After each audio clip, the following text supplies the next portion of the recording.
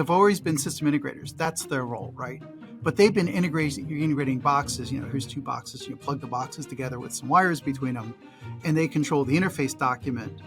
But if it's pieces of software, it actually kind of changes things, because when you're on a shared resource, and you have two pieces of software that are abusing that shared resource, whose fault is it? Green Hills Software is a worldwide leader in embedded safety and security, with hundreds of millions of vehicles running software created with Green Hills Automotive Solutions. Green Hills safety certified real-time environments, embedded virtualization, and advanced development tools lower development costs while reducing time to SOP. For the latest in software-defined vehicle solutions, visit www.ghs.com. Hi, my name is Junko Yoshida, editor-in-chief of the Ojo-yoshida Report. Today, I'm with Bolaji Ojo, my partner and publisher and managing editor. And our guest today is Phil Koopman. He is a safety expert and professor at Carnegie Mellon University. Hi, Phil. Hi, Junko. Hi, Bola. Great to see you. Today's topic, because the Ojo-yoshida Report is running a series called Dig Deeper. And this series that we design is on software-defined vehicle. And we have several guests in succession. And we invite them, have them talk about really what exactly is software-defined vehicle. And we want to go down deep because the companies who claim that they have SDV, software-defined vehicle, they have their own talking points. We want to pull back a little bit, and somebody like Phil, who doesn't sell anything, to tell us that from where he sits, what he sees in software-defined vehicle. And before you go on, Phil, I want to preface that software-defined vehicle, in my opinion, two aspects. One is software-defined vehicle for consumers, and software-defined vehicles for vehicle designers. But we want to cover both. So, Phil, without further ado, I think they're two sides of the same coin, so that works. Yeah. Okay, good. So let's go down the list, because I'm actually really eager to hear what you enjoy as a consumer about software-defined vehicle first. Well, I have a vehicle that is arguably partially software-defined, although this has been happening for years. Just now, there's a name for it, right? And there are things I like about it. I like the fact that I don't have to drive, because the dealer for my brand is outside of town. I don't have to drive a half hour each way to get a software update. That's really nice. Yeah. And they have not bricked my car doing an update, so that's even nicer, right? Yeah. So I like that part. And one of them was even a recall, and I got the recall over there. That's fantastic. That makes my life easier. I'm very appreciative of that. I like being able to get the real-time maps, the real-time traffic updates. It doesn't always work the way I'd like, but it's helpful. There are stories, but mostly it's useful, and that's good. And I also like that it picks up my audiobook where I left off on my phone. That's nice. Yeah. Although I'll be honest, most of the time I plug my phone in. I just use my phone as the device, but at least I can run it through the car and not have to play with my phone while I'm driving, because that would be, there's no way I want to do that, right? It's integrated in controls, and I have a steering wheel button I can pause, and that's all nice. So I love those aspects of what for most folks are software defined, right? Okay. I'm not an aggressive user of a lot more of the shiny stuff, though. Yeah. So there are plenty of things to like about software-defined vehicle as a consumer. What do you see as the advantages of software-defined vehicles for vehicle designers from where you sit? I think all of these are going to be pro-con, but we'll see how that goes. I mean, They can push updates, and it costs them a lot of money to have a dealer reserve some time and hook up a test tool and download the software and validate the car. They didn't break anything. There's a lot of monetary savings with over-the-air updates, but it's not free, because someone's got to be running that over-the-air update process. And if something goes wrong, there's no mechanic there to unwedge your car. If the mechanic does the update and it breaks your car, well, the mechanic's right there. It can do something about it. And if you get an over-the-air update and your car has a problem, especially if you're in the middle of nowhere or far from home, there's the occasional story of somebody getting stranded or being they feel they're being trapped in their car. That gets complicated, but they feel like it's not safe to drive their car, but they're in a bad situation, right? So there are many ways to get this wrong, Right. and so it's a two-edged sword. It's an opportunity to be sure, but it brings additional burdens and complexities and new skills to get it right. Yeah. All right. Well, that's a What if very we good look point. if we look at it from the consumer's perspective, which is you're going to get an SDV, you're getting an upgrade. Um, with regard to regular upgrades, you get notified. You are asked to take your vehicle in and things like that, right? But with a software-defined vehicle, you may just get an upgrade when you're not planning to have an upgrade. Is that left to the consumers, or the automakers just make the decision and they push it out when they want and on their own schedule? Well, this is going to depend on the automaker. In my case, I get a notification on my dashboard saying, "Hey, I want to do a software upgrade. By the way, while I'm doing this, you're not going to be able to drive the car. Do you want me to do it now? Do you want me to do it at the end of this drive cycle, or do you want to wait until 2 a.m. or and they let you schedule it? And there's no perfect solution because you could need to go to the emergency room at 2 a.m. when you told it to upgrade the day before, and who knows?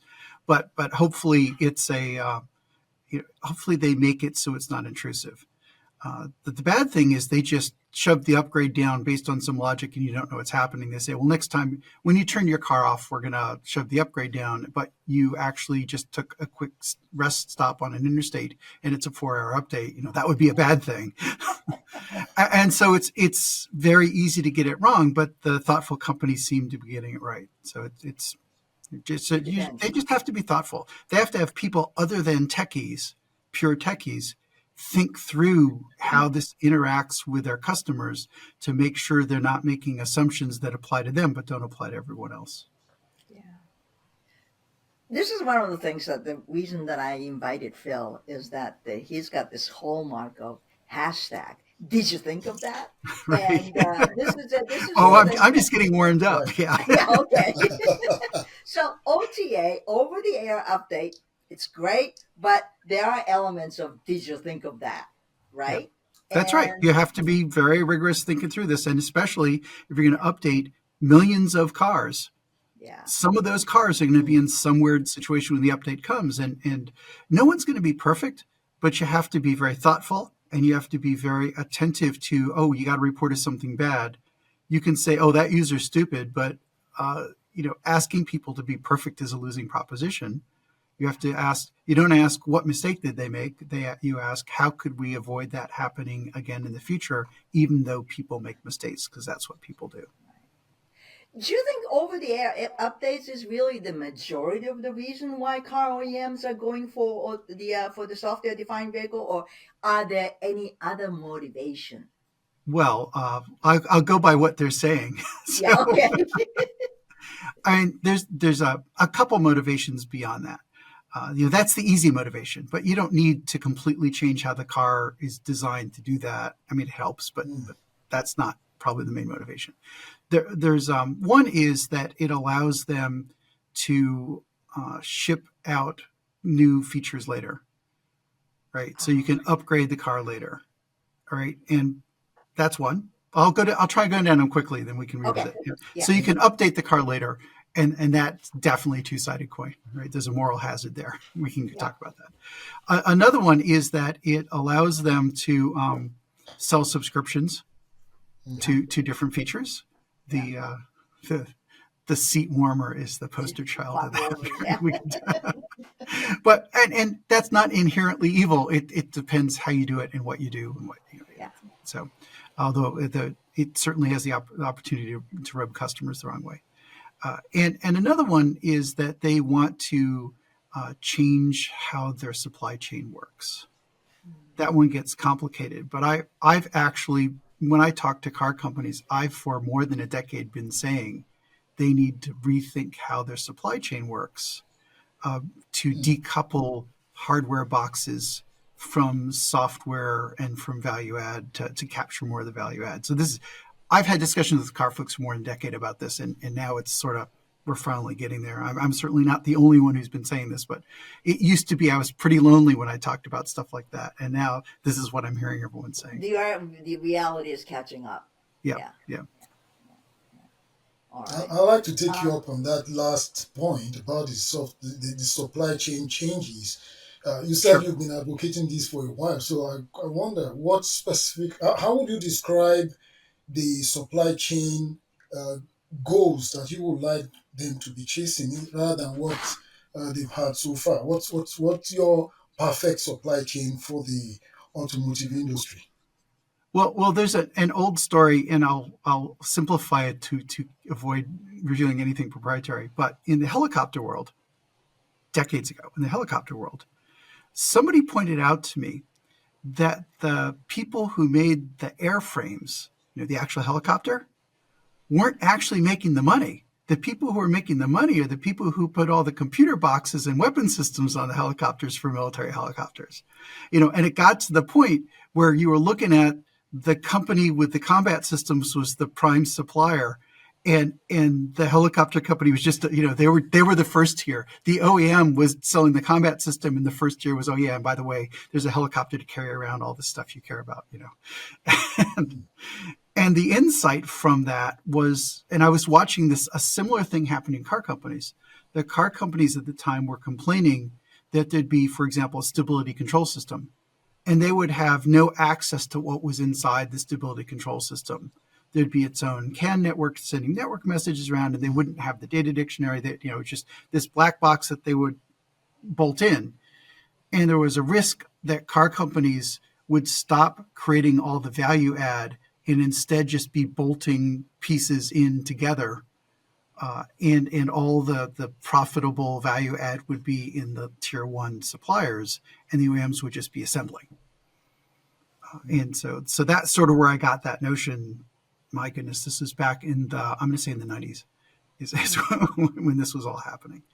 Okay, yeah, early 90s. Yeah, because it was before I became a professor, and that was in 96, so it was before then. And so that this whole time I've had this in the back of my mind that if you want to say, well, we're going to charge we're going to charge a certain price to customers, and the customers are going to pay according to value. Bolting stuff together is moderately low value. I mean, you can go to a company and have them build your car for you. Companies are doing this now, right? They'll build your car for you. Well, where's the value? The value is which car do they build, and which features do you put on it, and maybe you're providing the software for the features, right? So this is very different than back in the 90s when the car companies got a lot of the money, and the suppliers were just sort of selling the boxes. So what changes? What changes is if you work as they used to, the car companies used to, where in order to get a feature, you buy a box. Right. I want stability control. Okay, here's your box. Bolt it in, connect it up. And basically every feature was a box that's only slightly simplified. It was very much that way. And so the way you did system integration is you go to a bunch of suppliers, you bid out the boxes, then you'd put the boxes together. But at some point, if the boxes provide a lot of value and you're just bolting them together, why buy from you? Why not buy from the other guy who's buying the same boxes from the same companies and has a cheaper assembly line? And so in order to break out of that, what you end up doing is putting in a big central computer and decoupling. I'm going to buy a box from you, but I'm going to buy the software for the box from these other guys. But buying software for a very specialized box is going to be problematic. First of all, the supplier doesn't want to do that because you're taking away their value add, right? Because there's not a lot of value in the hardware. The software is what makes it magic, especially in the car business. So, and what if the hardware box vendor doesn't cooperate with the software folks and it's a very, very specific design? So if you want to decouple the hardware and software, you're sort of pushed towards having a central computer and then being the software integrator for the central computer.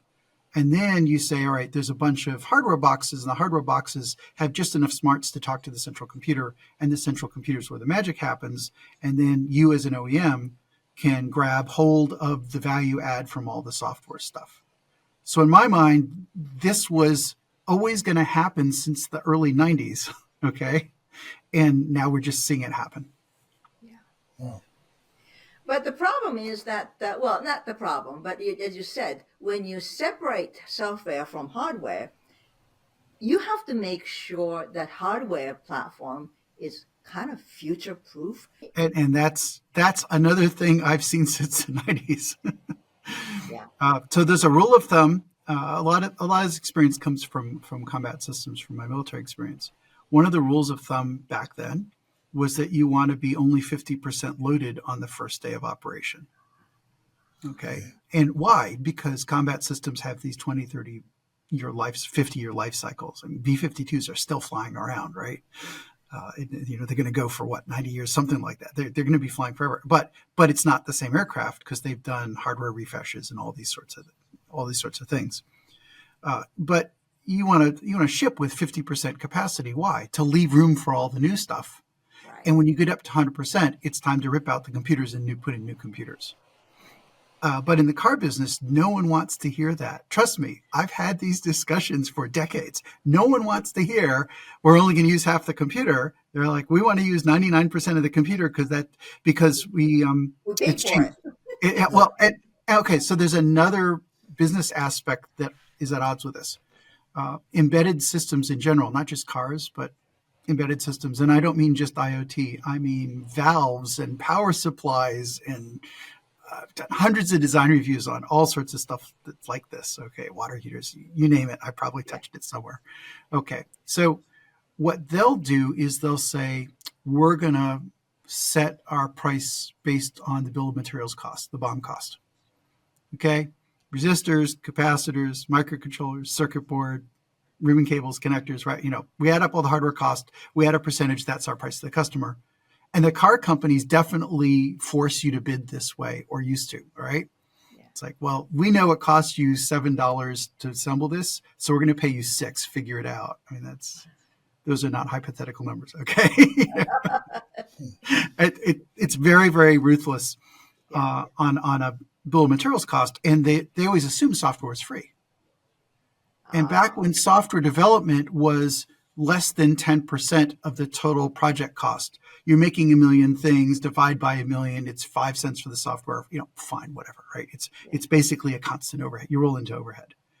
But if software starts being a significant fraction of the cost, this doesn't work anymore. And it sets up these nasty incentives to always be 99% full, because paying an engineer an extra month to cram it in gets amortized over 10 million vehicles. Well, guess what? That's probably a bargain, right? But when you're selling a few thousand vehicles and you have a building full of software engineers and they're putting up updates every month, assuming software is free is a really bad idea. Yeah. So another thing running in parallel to software design-defined vehicle is that you can no longer neglect software development cost. And pricing those in gets really hard. And so I've argued for a long time that companies should disaggregate hardware from software from an accounting point of view, to avoid pretending software is free and driving all these dysfunctions. So software-defined vehicle might help with that as well. Yeah, well, that's true, because when you think about it, software-defined vehicle is like software probably is never going to get done, while hardware, you have to get it done, to install it in a vehicle, right? Yeah. But if you cut it too close, well, the day you ship a piece of hardware with software, the hardware is aging, and hardware doesn't age well. Okay. And the software is evolving, and at some point your hardware can't deal with it anymore. And the question is, now what happens? Yes. And so one of the big questions for software defined vehicle is average vehicle age in the US is 12 years, which means lots of them are, way more than 12 for that average to work out. Right. So 20 years down the line, does your 20-year-old hardware run the new shiny software? And if it doesn't, what's the maintenance strategy? And does your software provider end of life your car after 8 years, and after that it's your problem? This is a very real issue, and we've seen discussions that this might happen. Something like that might happen. In that context, Phil, who do you think should take ownership of the software challenge? Is it the OEM or is it something that they should outsource? And where does the knowledge base lies in that kind of continuum? Who owns the software? Who owns responsibility for it? Who's going to shoulder the cost of developing it first and then maintaining it over the lifespan of the vehicle? Well, that depends on what the business model ends up being. If the OEMs, the original equipment manufacturers, the car makers, if they want to reap all the rewards, then they should be responsible for maintaining the software. I mean, I hope what I said was obvious, right? One hopes. Yeah, I paused right there. Right, but it could go a different way. For example, if you have a self-driving box that gets bolted in, and the car maker really doesn't know what's inside the box, then it's reasonable to ask the company that made the self-driving box to be responsible for that software. Now, it may be, if you're a consumer, you should have a course of redress against the OEM because it shouldn't be your job to figure out for 50 boxes who made each one. I'd still want the consumers to be able to go to the OEM to get compensated or to get it fixed or whatever it is, right? But the business deals that happen inside the industry, are likely aligned with, well, whoever last touched it in a substantive way should be holding the bag, right? But what I would want to see is the consumers insulated from the, it's his problem, finger pointing game. So that that's actually kind of a deep question. But the industry is going to have to figure that out. The thing that goes with that, though, is what if a car company goes out of business? Because that's for sure, that's already happening, right? These shiny new cool, wow, it's an amazing car, and it can be truly amazing if they go out of business. Now what do you do? Yeah, that's true. Yeah. But the truth of the matter is, cars these days are so complicated. You can't have just one company know every piece of software that's going on inside the vehicle, right? Well, that's why yeah, that's right? why we have system integrators. We have system integrators. They don't know all the code for sure. Yeah. And even if there's a big central computer, they may be getting binary blobs that they don't know what's in them because the suppliers want to protect their intellectual property, right? Yeah. So you have a system integrator, they have to know what's in there, but they may not have the ability to fix it all. Who has the expertise right now? I mean, if you look at who has the majority of the kind of expertise that we're talking about, I mean, where does it lie now? Well, what I'm told by my friends in the industry is the OEMs say they have the expertise, but that's not really what's been going on. What happens is that because the OEMs have always been system integrators, that's their role, right? But they've been integrating boxes. Here's two boxes. Plug the boxes together with some wires between them, and they control the interface document. But if it's pieces of software, it actually kind of changes things because when you're on a shared resource, and you have two pieces of software that are abusing that shared resource, whose fault is it? Well, it's complicated. And I remember even back in the 90s, we were dealing with some of these things that there were multiple subsystems doing different things, but they had shared hardware resource, and we saw system level issues for that. So this is just the way that goes. So they're going to have to be the folks who orchestrate the solution to problems, but they're not going to have the ability to fix all the problems. But that's always been the case. I mean, we've seen these airbag inflator issues. Well, the car companies didn't build the airbags, right? Right. But their names on the front of the car. Their names on the car, right? And so they get pulled in as the system integrator, and then it's their job to go figure out which component or components. And with software, it's often multiple components with a bad interaction, and it's their job to go figure it out. That actually touches upon a very important issue because, as you said, car makers, and they still do, integrate boxes so that they all work together. Yeah. It's not really exactly their forte to integrate software that's being designed by them. Well, they need to get there. Now to continue the previous question, because I just remembered that I didn't completely answer it. Sorry about that.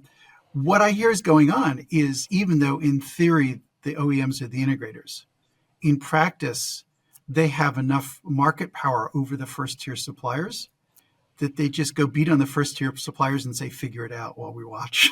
Uh, So in practice, a lot of the expertise of system engineering is in the first tier suppliers.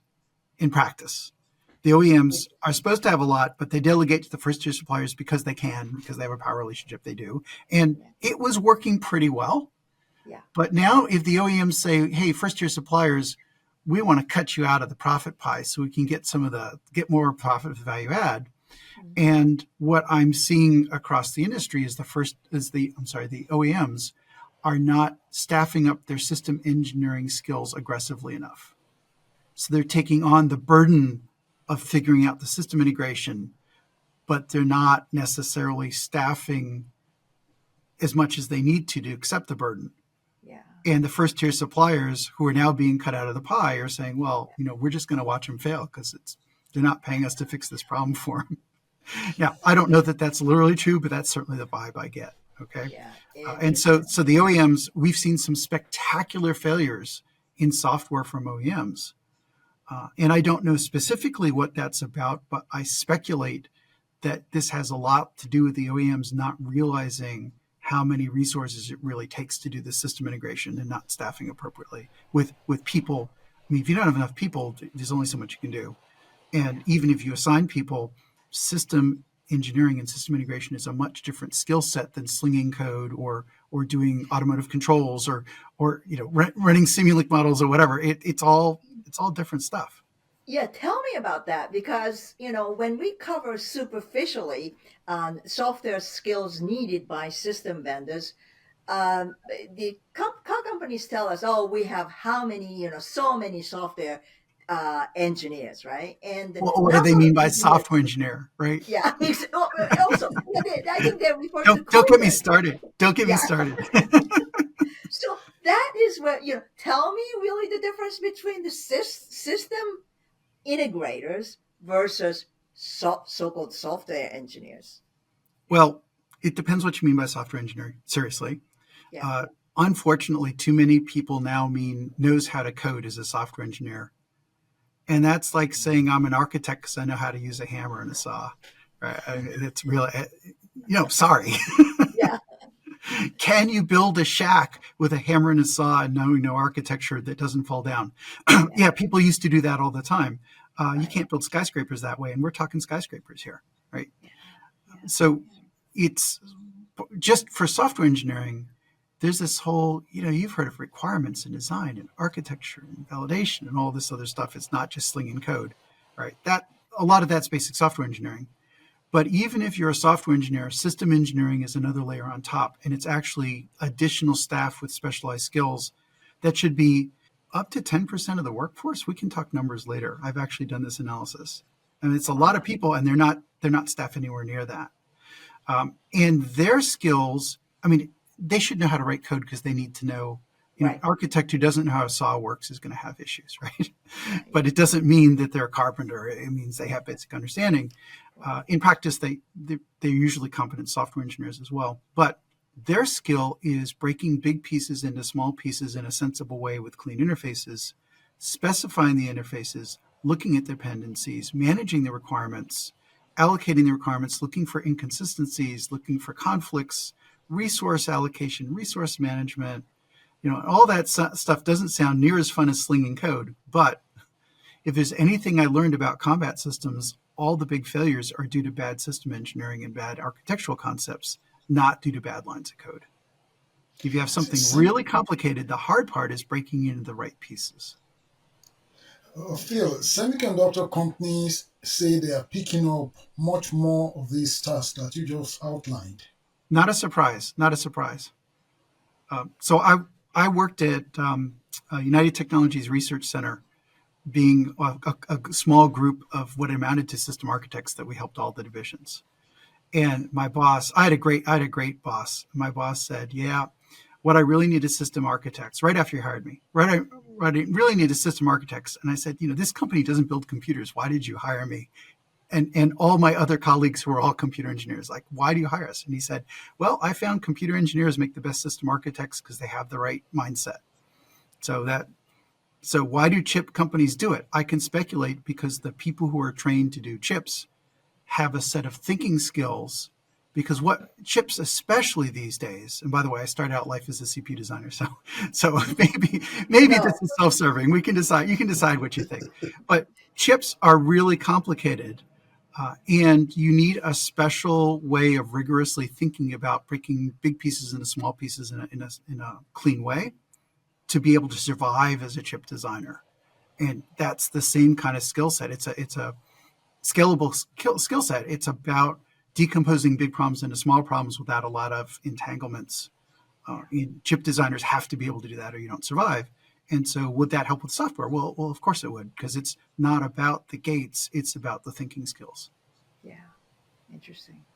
I would like Phil to sort of give us the elements of pitfalls when car companies pitch software-defined vehicle. I think we touched upon a lot of issues, but Right. tell us there are something else they need to be mindful of.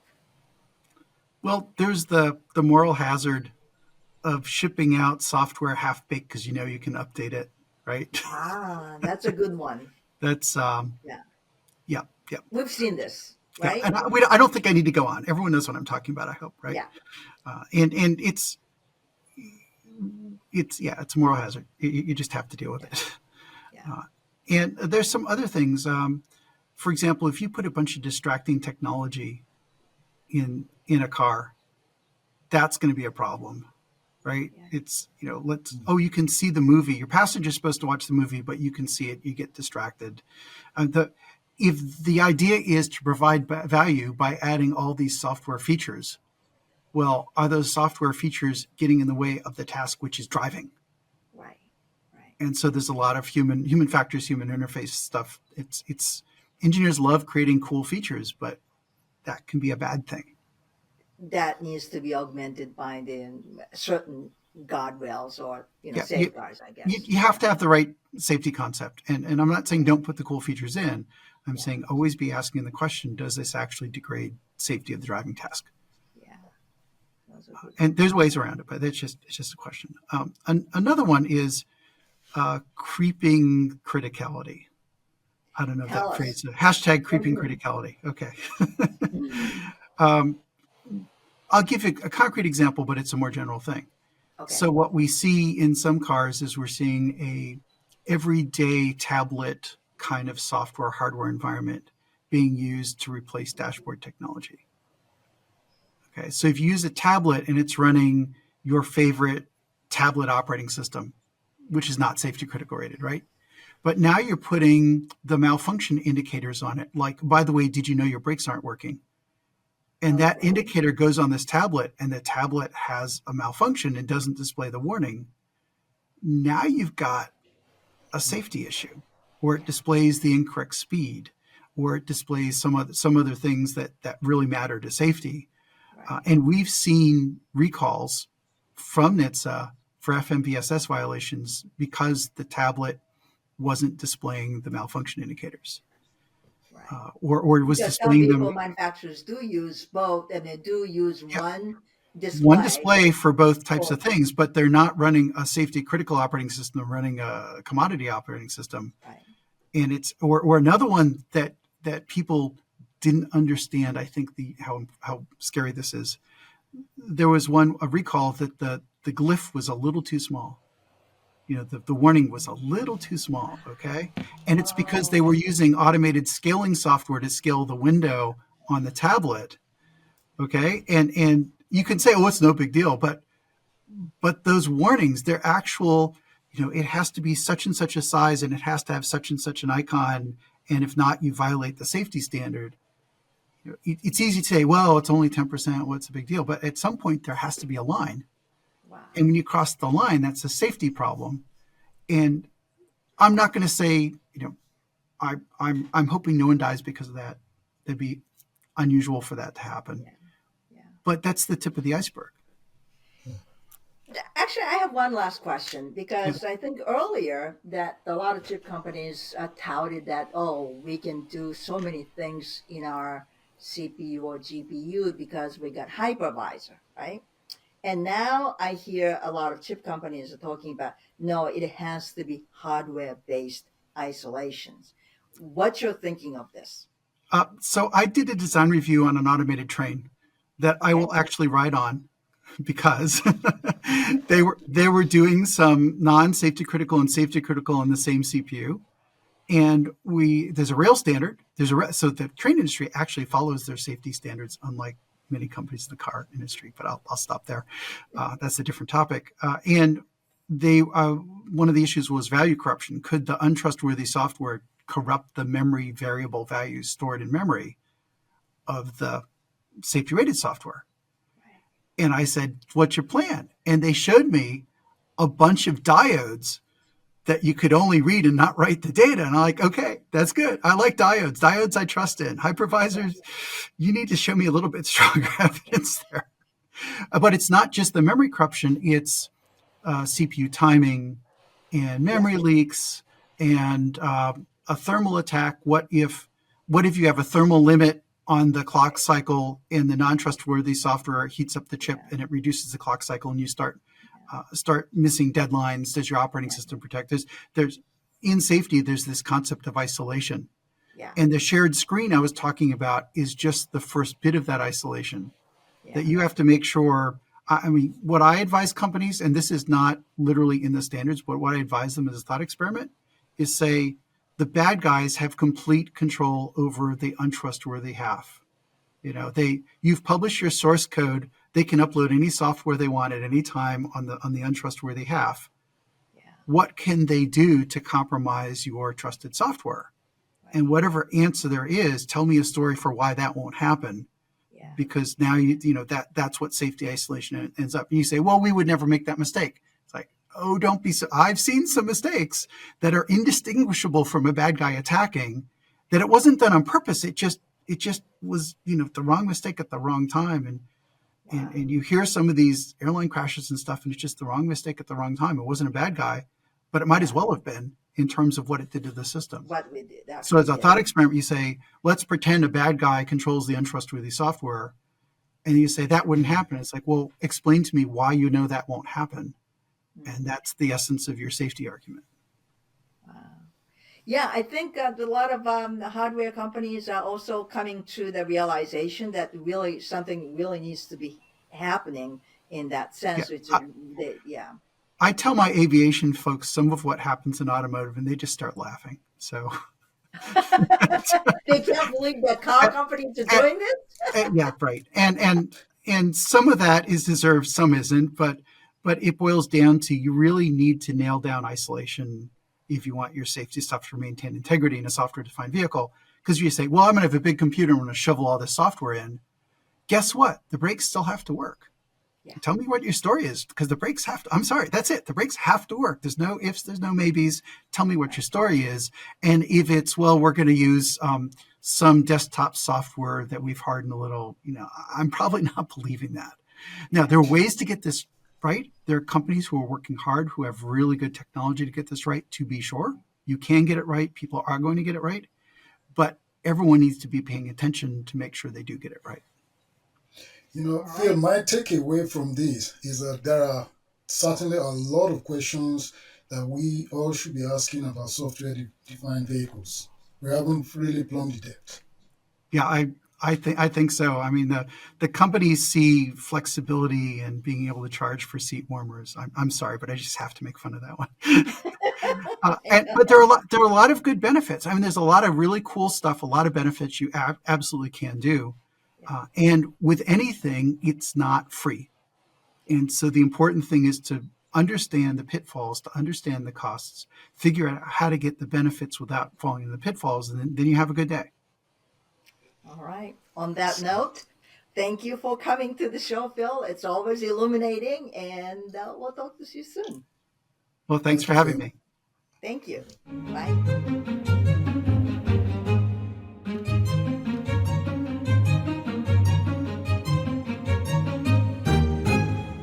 Green Hill Hills Software is a worldwide leader in embedded safety and security with hundreds of millions of vehicles running software created with Green Hills Automotive Solutions. Green Hills safety certified real-time environments, embedded virtualization, and advanced development tools lower development costs while reducing time to SOP. For the latest in software-defined vehicle solutions, visit www.ghs.com.